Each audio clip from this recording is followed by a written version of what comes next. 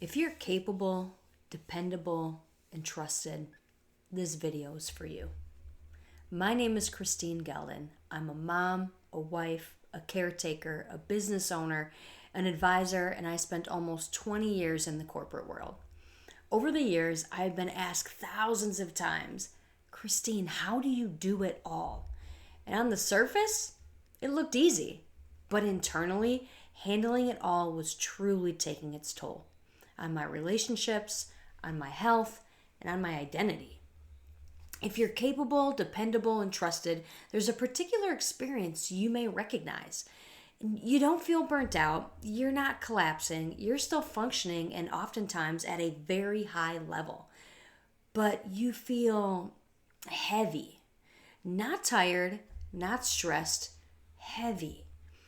And I want to be very deliberate with that word because heaviness is one of the most misunderstood experiences among capable individuals. Burnout, it announces itself. It demands attention. It forces a stop. Heaviness, though, quite honestly, it does the opposite. Heaviness lets you keep going. You know what it means to be persistent and resilient for extended periods of time. Internally, we alter how we live inside of our own life. And because nothing is technically broken, capable people just assume the answer is simply adjustment. We never really take the time to examine it. And have you ever felt like your plate is just simply always full? Why is that? How does that happen? Honestly, it's quite simple. It didn't arrive as a crisis or all at one time. It arrived through accumulation. And it begins with that competence. You know without a doubt that you can handle it because you always have. You find a way to manage it all. And because you do, you're simply trusted with more. Odds are you're probably the cool, calm, collected one, just like me. Pressure looks different for us, and it feels different for us. We use it as determination and grit just to simply get things done. We don't complain. So expectations, a lot of times, they just simply fall and settle without any kind of discussion within even our own minds. And because we're capable, we simply adapt instead of reassessing where it is we're actually at.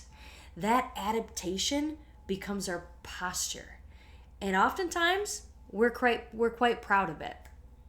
And think about just simply taking in the groceries, right? But let's take it a little further than maybe and somebody else would. Imagine each bag being a different part of your life. Work, career, family, relationships, health, energy, identity, and more. All of these bags need to go from your car to the kitchen. And you start by grabbing a bag or two. Then you add one or two more. Because stopping feels inefficient, you just keep going. You've convinced yourself that you can get it all done in 1 to 2 trips instead of the 3, 4, or 5 that somebody else would patiently take to get it done that way. And at this point, you're carrying everything. And your arms, surprise, they're not failing you. But what is being compensated is your posture. Your pace is slowing, but you're rushing, knowing that at any moment, a bag may rip and you might just lose control. But you still get it done. And you get it done without that happening. But that's heaviness in very simple terms. You haven't dropped anything. You've just changed how it is that you stand in the world. If you've ever been in a leadership role, you've probably had some times where you've had a project that you were responsible for. You had a goal, you had a commitment, you had revenue, volume that was solely going to fall on your shoulders. You were the one who was ultimately going to be responsible for that. And sometimes things just can tend to get a little sloppy. Not necessarily catastrophic, but just not being done the way that you feel is the most efficient way to do it. There might be deadlines, performance metrics. These things need to be met. And you step in. because it's faster than coaching somebody to maybe get the job done the right way. And you don't announce it. It doesn't come off as being gregarious or bossy, and you don't ask for credit. You're not looking for the trophy. You're not looking for the recognition. You just jump in and carry it because you know that the relief that comes with it just getting done is far greater than, again, that time it would take for somebody else to maybe get it done the right way. And at the end of the day, you know that you're the one holding the outcome. You know that ultimately the success and its failure lies with you. You know, in the home, you might be the one, or likely are the one, who manages the schedules, the meals, the chores, and you pay attention to all of the bigger picture things that need attention all of the time. You're likely the one to notice where there may be emotional tension in the room. You don't see it as labor, though. You call it awareness. But awareness becomes heaviness when it's one directional because you are not the one to ask for help.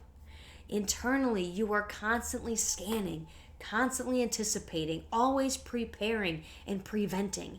Your mind, if you're anything like me and so many others, is constantly going. It never, ever has a chance to fully be off. And it's not because we're anxious. It's because we've learned and we've trained ourselves on how to hold the room, how to make sure that we are paying attention and we are observant with everything going on around us and within us. And as capable adults, we've proven that we can handle it time after time after time. It's time that we talk about it. How does the unspoken ownership happen? How is it that we are carrying the things that we never consciously agreed to and the detrimental effects that they can have on our presence, on our relationships, and frankly, on our own health and well-being? And here's the truth that lands softly but deeply. Capacity is not consent. Capacity is not consent. Just because we can doesn't mean that we should.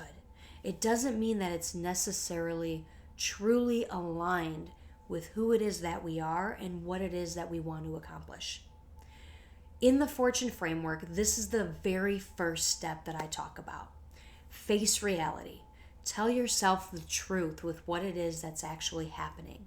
It's not to fix anything. It's not to fix everything, but it's to see and truly have clarity with what's happening. Because naming heaviness is the moment where choice re-enters the system.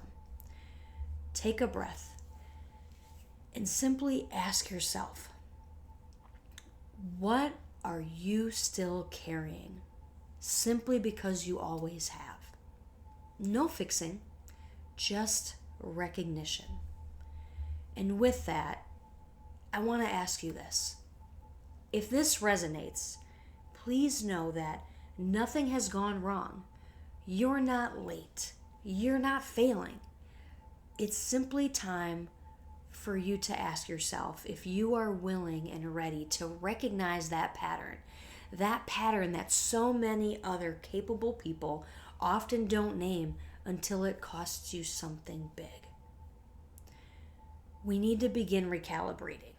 And if you're ready to stop carrying everything alone and start operating with clarity and confidence and courage under pressure when things start to get heavy, the Fortune You Deserve program is where that work begins.